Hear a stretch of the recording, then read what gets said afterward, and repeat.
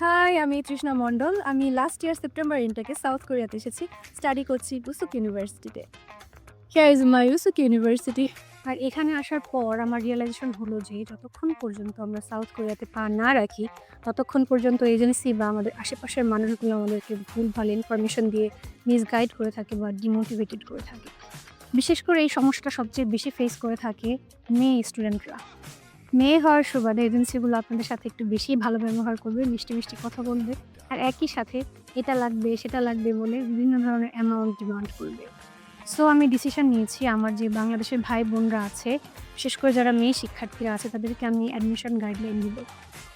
যারা কিনা উসুক বা ডংবাং ইউনিভার্সিটিতে অ্যাডমিশন নিতে যাচ্ছেন উইথ অলমোস্ট 100% ভিসা রেশিও, তারা আমার সাথে মেসেঞ্জারে যোগাযোগ করতে পারেন। অনুরোধ থাকবে ডিরেক্ট কল না করার, যেহেতু আমি ব্যস্ত থাকি। আমি চেষ্টা করব আমার কাজের ফাঁকে এবং পড়াশোনার ফাঁকে, ফাঁকে আপনাদের সমস্ত প্রশ্নের উত্তর দেওয়ার এবং সর্বোচ্চ সহযোগিতা করার।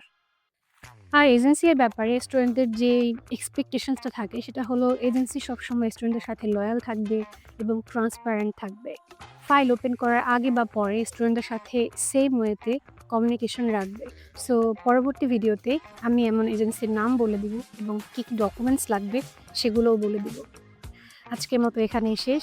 দেখা হচ্ছে পরবর্তী ভিডিওতে। সাথেই থাকবেন। ধন্যবাদ।